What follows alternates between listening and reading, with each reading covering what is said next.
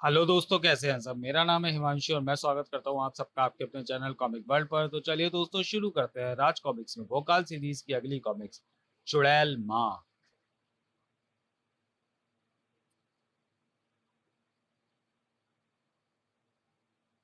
परीलोक के विनाश के बाद राजकुमार आलोक महागुरु भोकाल की शक्तियों के साथ अपनी माँ की खोज में विकास नगर पहुंचा।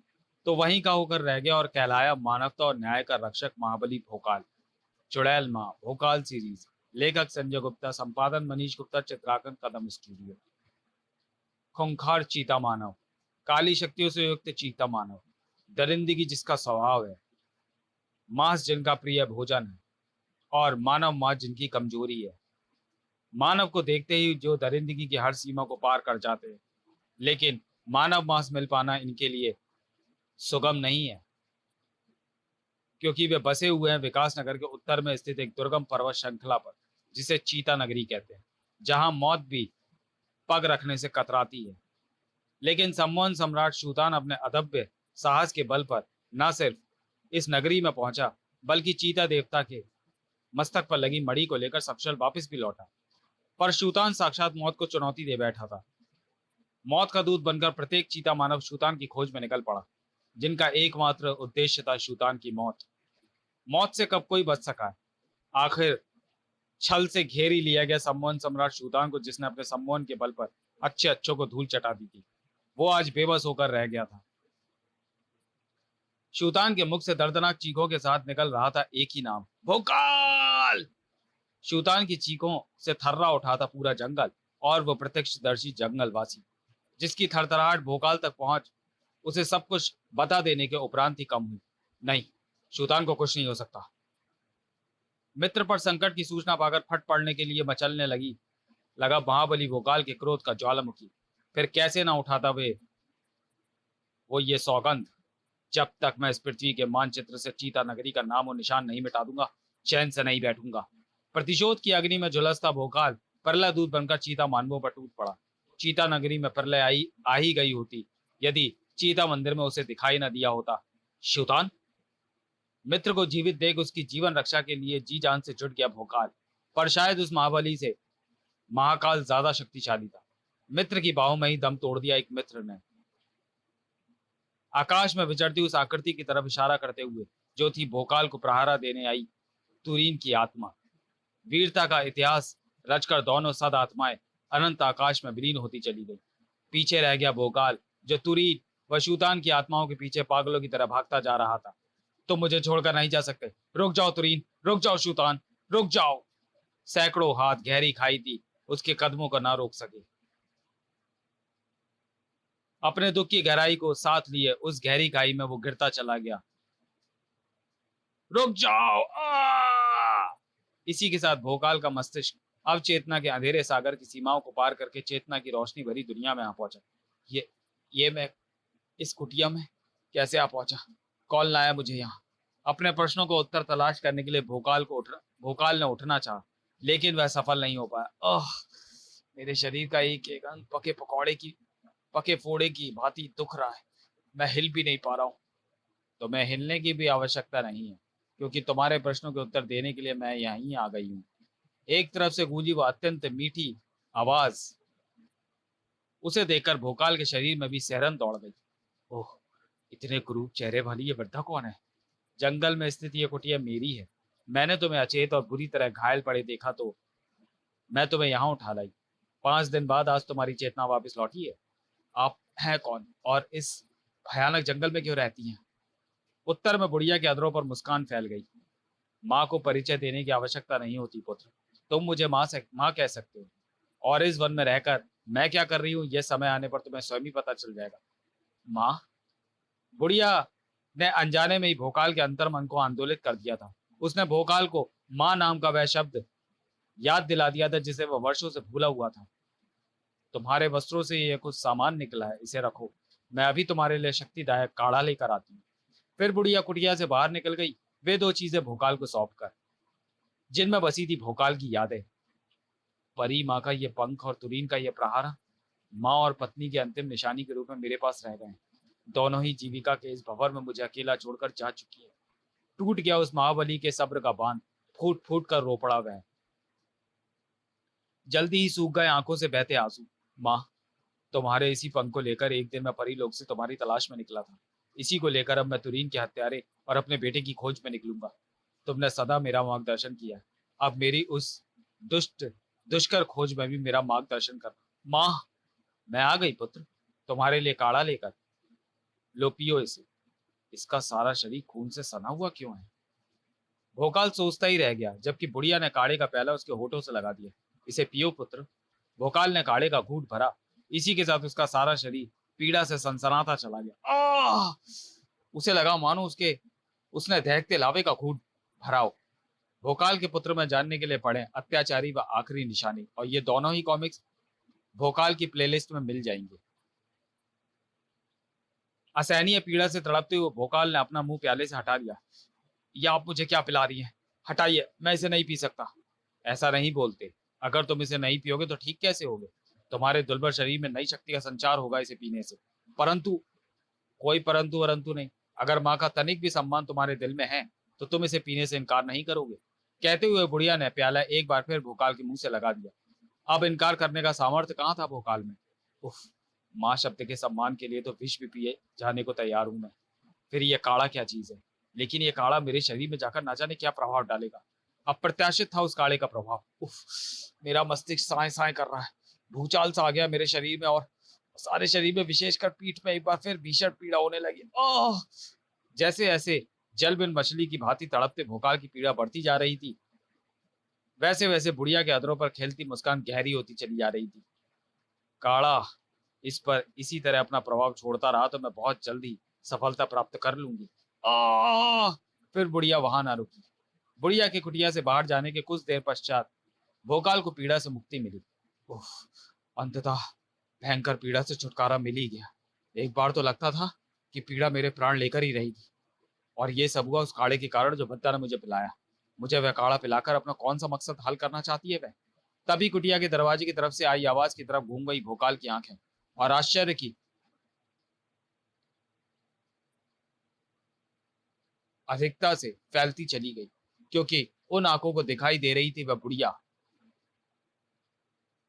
एक नए और खौफनाक रूप में। ठहाका लगाती बुढ़िया ने भोकाल की तरफ कदम बढ़ाए तो चीख पड़ा भोकाल, रुक जाओ, वहीं रुक जाओ, आगे मत बढ़ो, रुक जाओ वहीं। अगर मैं रुक गई तो मेरा मकसद कैसे पूरा होगा? मुझे तो तुम तक पहुंचना है, हर हाल में पहुंचना है। नहीं, छोड़ दो मुझे। बुरी तरह झटपटाने और चीखने चिल्लाने के सिवा कुछ न कर सका वह महाबली। न तब जब बुढ़िया ने उसे अपने शिकंजे में जकड़ा, और न तब जब बुढ़िया ने बेरहमी से अपने दांत उसकी गर्दन में गड़ा दिए। नहीं, मेरा लहू मत पियो, हट जाओ यार, पीछे हट जाओ। आह! भोकाल ने उसे पीछे उछाल फेंकना चाहा, लेकिन वह ऐसा ना कर सका।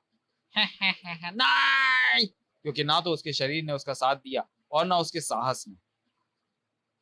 कुछ ही पलों बाद भोकाल के कंठे से निकलती चीखें मध्यम पड़ती चली गई, और चेतना पर हावी होता चला गया घना अंधकार। सुबह के सूरज की किरणों ने वातावरण के साथ साथ भोकाल के मस्तिष्क पर छाए अंधेरे को भी दूर कर दिया। शुभ प्रभात पुत्र, आशा है स्वयं को पहले से अच्छा अनुभव कर रहे होगे तुम। लो, ये फल खाओ। नहीं, मैं नहीं खाऊंगा। उस पर ममता उड़ेलती बोली वह बुढ़िया। पुत्र होकर माँ की बात टालता है, खाए से चुपचाप, नहीं तो अभी एक चपत लगाऊंगी तुझे। अवाक था भोकाल। हैरानी उस पर बुरी तरह हावी थी, क्योंकि रात को जिस चुड़ैल ने उसका खून पिया था वह अब माँ का रूप धारण कर उसके सामने खड़ी थी। रात को जिस मुंह से भयानक आवाजें निकाल रही थी, अब उससे ममता भरे बोल फूट रहे थे।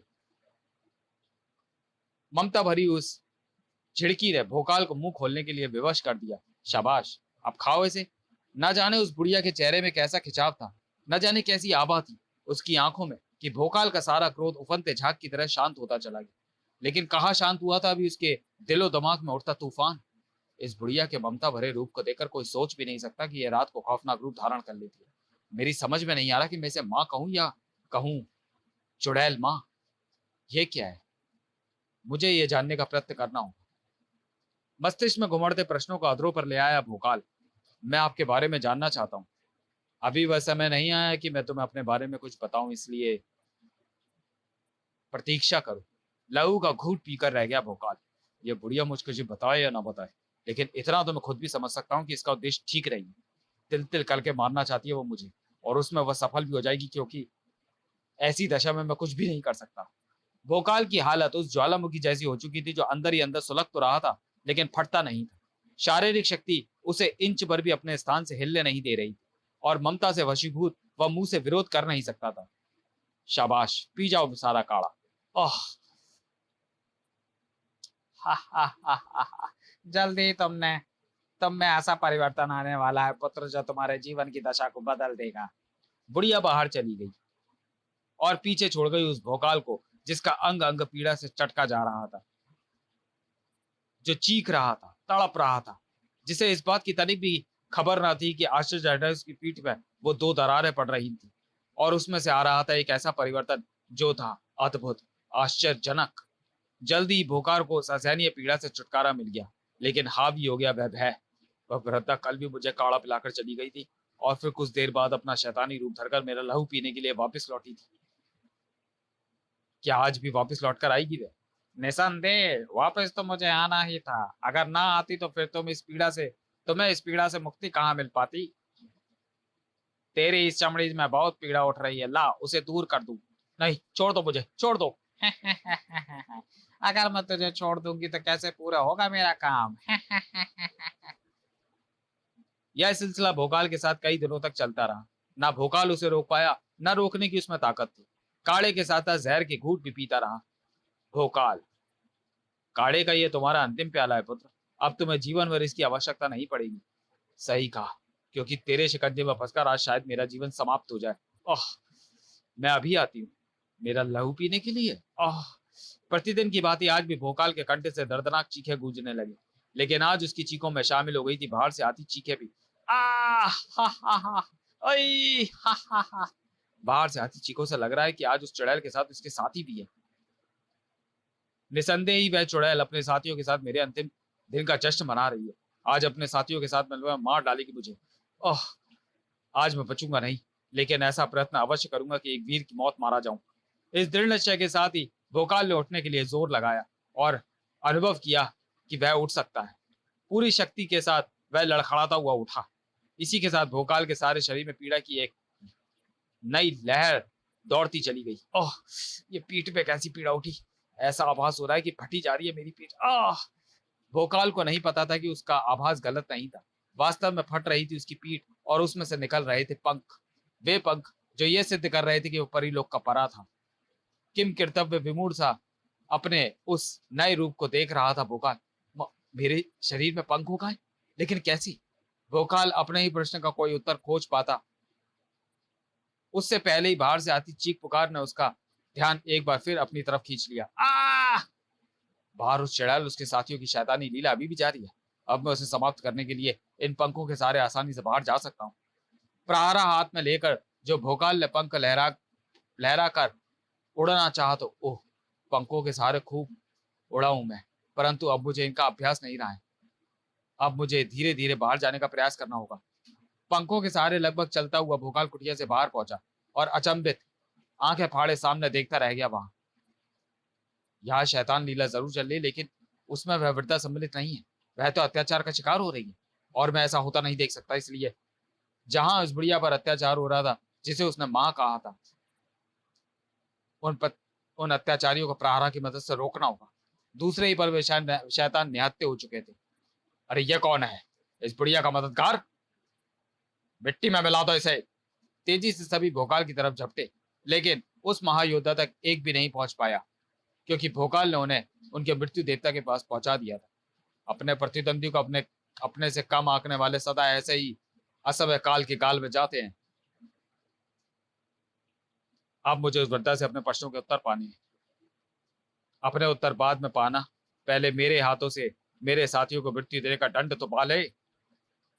विभीषक अपने शत्रु को चेतावनी देकर ही मारता है, ताकि उसे मृत्यु के पश्चात इस बात का दुख ना हो कि उसे छल से मारा गया। कौन है ये विकराल शरीर और अद्भुत शक्ति का धारक? कभी कभी शत्रु को चेतावनी देना भारी भी पड़ जाता है शैतान। वाह, तू भी किरणों का खिलाड़ी है। तेरे साथ लड़ने और तुझे समाप्त करने में बड़ा आनंद आएगा। आह! उन गोल तरंगों में फंसकर तड़प उठा भोकाल और फिर तेजी से कठोर धरातल की तरफ लहरा उठा। उफ, नीचे करना मेरे घायल शरीर के लिए अत्यंत घातक सिद्ध होगा, इसलिए मुझे अपनी रक्षा के लिए करना चाहिए ये प्रबंध। स्वयं को बचाने में सफल हुआ था भोकाल, लेकिन अभी कहाँ टला था उस पर मंडरा था संकट। तेरा कोई भी प्रयास आज तुझे मृत्यु से नहीं बचा पाएगा। इस अस्त्र का एक ही बार मुझे पाताल में पहुंचा देगा। अगर मैंने स्वयं को नहीं बचाया तो टाक। मैं समझ गया, जब तक तेरे मस्तर पर वह अस्त्र मौजूद है मैं तेरा कुछ नहीं बिगाड़ सकता। इसलिए सबसे पहले तेरे उस अस्त्र को ही तेरे मस्तक से हटाने का प्रबंध करता हूं। एकदम अप्रत्याशित था विभीषक का वह आक्रमण, जिसने भोकाल को कई हाथ ऊपर उछाल दिया था। इसी के साथ अपने उद्देश्य में सफल हो गया विभीषक। भोकाल के मस्तक से प्रहारा गिर चुका था, जिसे विभीषक ने हवा में ही एक तरफ उछाल दिया। अब यह अस्त्र तेरे मस्तक पर नहीं है। अब मैं देखता हूं कि तुझे इस भयानक मृत्यु से कौन बचाता है। ओह, भोकाल ने साक्षात मौत के दूत से बचने की कोशिश की, लेकिन बच ना पाया। उफ, हा हा हा हा हा। इस प्राणी के शिकंजे से अब तेरी आत्मा ही छूट पाएगी। जीते जीते तू इससे छूटने से रहा। हा हा हा हा हा हा। ओह, इसका कहना सही है। इस प्राणी के शिकंजे का कसा पल प्रतिपल पड़ता ही जा रहा है। मेरी हड्डियां टूटने जा रही हैं, मेरा दम घुटने लगा है। लेकिन जान की बाजी लगा देने वाले ताकत नाखूनों में उठाए घूमने वाले ऐसे कहाँ मरते हैं। वे जूझते हैं, कोशिश करते हैं। मुझे इस स्थिति में से किसी भी दशा में निकलना ही होगा। हा हा हा हा हा हा हा। मरेगा, कुछ ही पलों में अब तू मरेगा। नहीं मरेगा, क्योंकि अपने पुत्र और पति की तरह मैं इसे नहीं मरने दूंगी। लो पुत्र, संभालो अपना यह अस्त्र। हतप्रभ भोकाल ने बुढ़िया द्वारा उछाला प्रहार लपका और तुरंत अपने सिर पर रख लिया। अब इस प्राणी की खैर नहीं। पलक झपकते ही प्रहारा से निकली किरणों ने वह विकराल रूप धारण किया और फिर दूसरे ही क्षण क्राच। अब तक स्तब्ध खड़ा विभीषक मानो नींद से जागा। वह मुक्त हो गया है। अब मुझे तुरंत ही उस मृत्यु के दूसरे शिकंजे में फंसाना होगा। लेकिन अब देर हो चुकी थी। भोकाल के क्रोध और प्रहारा के बार का शिकार पहले उसकी अद्भुत अंगूठी वाला हुआ था, खच, और फिर उसकी गर्दन, खच। अपने शत्रु को समाप्त करके भोकाल ने लपक कर बुरी तरह घायल बुढ़िया को संभाला। आप पर आक्रमण करने वाले ये शैतान कौन थे? बहुत दिनों से मैं तुम्हारे प्रश्नों को टालती जा रही हूँ पुत्र, परंतु आज वो समय आ गया है। आज तुम्हें अपने हर प्रश्न का उत्तर मिलेगा। विशंभा नाम है मेरा। अपने पति ऋषि अखिलानंद और पुत्र अखिलेश के साथ तीर्थ यात्रा पर निकली थी मैं। हम एक दिन संयोग से इधर आ निकले। यहाँ के मनोरम वातावरण और शक्ति ने हम सबका मन मोह लिया था। तब हमने सदा के लिए यही रहने का निर्णय ले लिया। यह क्षेत्र पृथ्वी का सबसे पवित्र क्षेत्र है, क्योंकि स्वर्ग से पृथ्वी पर पधारने वाले देवतागण सबसे पहले यहीं की भूमि पर अपने चरण रखते। हम सब ये जानकर गदगद हो उठे। सहयोग से हमें देवताओं की सेवा करने का अवसर मिल गया था। हम भला उसे कैसे छोड़ देते। हम तीनों सदा वहां पहुंचने वाले देवताओं की सेवा में तत्पर खड़े रहते। जिससे प्रसन्न होकर देवतागण वापस लौटते, हमें कोई ना कोई उपहार अवश्य दे जाया करते थे। हम देवताओं के उपहारों को सहज स्वीकार करते, लेकिन हम यह सोचकर भी अचंभित थे कि देवतागण हमें उपहार में दिव्यास्त्र क्यों दे रहे हैं। तब यह प्रश्न एक दिन जब हमने भगवान शंकर के सामने रखा तो वे मुस्कुराकर बोले, पृथ्वी पर पाप का एक बहुत बड़ा अवतार अवतरित होने वाला है। यह उसी को समाप्त करने की तैयारी है। पाप का वह अवतार इन दिव्यास्त्रों को पाने का प्रयत्न कर सकता है। इसलिए जब तक ये दिव्यास्त्र सही हाथों में ना पहुंच जाए, तब तक तुम्हें इन्हें अपने प्राणों से अधिक संभाल कर रखना है। इतना कहकर भोलेनाथ अंतर्धान हो गए। हम दिव्यास्त्रों की सुरक्षा के लिए चिंतित हो उठे। दिव्यास्त्रों को कहाँ सुरक्षित रखा जाए स्वामी? मैं इस घाटी के एक ऐसे बहुत से स्थानों को जानता हूँ जहाँ दिव्यास्त्र सुरक्षित रहेंगे। दिव्यास्त्रों को अलग अलग स्थानों पर रख दिया गया और हम निश्चित होकर रहने लगे। परंतु हमारी वह निश्चिंतता समाप्त हो गई अमावस्या की एक रात को। पाप के उस अवतार के कई साथी दिव्यास्त्र की खोज में आ पहुंचे तो थे। उन्होंने हमें बंदी बना लिया और मृत्यु का भय दिखाकर दिव्यास्त्रों का पता पूछना चाहा। अपने काफी प्रयासों के पश्चात भी वे जब सफल नहीं हो पाए तो दरिंदगी पर उतर आए वे शैतान। खच खच। मेरी आंखों के सामने ही उन्होंने मेरे पति और पुत्र की हत्या कर दी और मुझे तड़पता छोड़कर चले गए। जब तक तुमसे दिव्यास्त्रों का पता नहीं जान लेते, तब तक हम हर अमावस्या की रात को आकर तुम्हें यातनाएं देते रहेंगे। अंततः दिव्यास्त्रों का पता तुम्हें बताना ही होगा। अपने पति और पुत्र की हत्या के पश्चात भी मैं मर जाना चाहती थी, परंतु मैं ऐसा ना कर सकी। क्योंकि मुझे दिव्यास्त्र को किन्हीं सही हाथों में पहुंचाना था, और वे सही हाथ तुम्हारे हैं महाबली भोकाल। और यह बात मैं उस समय ही समझ गई थी जब मैंने तुम्हें मरणासन अवस्था में देखा। जब तब मैंने तुम्हें नया जीवन देने का निर्णय किया और उसके लिए तुम्हें पिलाना आरंभ किया वैदराज धनवंतरी का भेंट किया जीवन दायिनी काढ़ा, जिसे मेरे पति ने एक अत्यंत दुर्गम स्थान पर रखा हुआ था। परंतु मैं हर कठिनाइयों को पार करके वहां जाती और बुरी तरह लहूलुहान होने के बाद तुम्हारे लिए जीवनदायी काढ़ा लेकर लौटती। आप मेरे लिए हजारों कष्ट सहती रही और मैं आपको चुड़ैल समझता रहा। उसमें तुम्हारा कोई कसूर नहीं था पुत्र। जीवन दायरी काढ़ा पीने के बाद मनुष्य के मस्तिष्क में बसी शंकाएं उसके सामने आ खड़ी होती हैं। जिस समय मैं तुम्हें काढ़ा पिलाने के बाद तुम्हारे जख्मों पर औषधि का लेप करने के लिए वापस आती थी, तो काढ़े के प्रभाव में तुम मुझे चुड़ैल समझते थे। सॉरी। इसी के साथ भोकाल के आंसुओं पर लगा बांध टूट गया। मुझे क्षमा कर दो माँ, मैं भूल गया था कि माँ कभी चुड़ैल नहीं हो सकती। माँ सिर्फ माँ होती है। भूल जाओ, भूल जाओ उसे पुत्र, और दिव्यास्त्र का पता जानकर उन्हें प्राप्त करने में जुट जा। लेकिन अपनी इस माँ की एक बात सदा याद रखना, हर दिव्यास्त्र का एक निश्चित लक्ष्य होता है। उसी लक्ष्य को भेदने के लिए ही वे पृथ्वी पर आते हैं। ऐसा ना हो कि तू उन्हें पाकर समय से पहले गंवाने की भूल कर बैठे और लक्ष्य चूक जाए। नहीं माँ नहीं, आपका यह पुत्र आपको वचन देता है कि ऐसा नहीं होगा। प्रत्येक दिव्यास्त्र सिर्फ और सिर्फ उसके लक्ष्य के लिए ही प्रयुक्त होगा। भोकाल के इन शब्दों के समाप्त होने के साथ ही बुढ़िया की सांसें भी समाप्त हो गई। एक बार फिर खो दी मैंने माँ। उसके शरीर से लिपट कर दाहड़े मारकर रो पड़ा भोकाल। समाप्त। तो चलिए दोस्तों, वीडियो को यहीं समाप्त करते हैं और मिलते हैं भोकाल सीरीज की अगली कॉमिक्स दिव्यास्त्र में। तब तक के लिए धन्यवाद।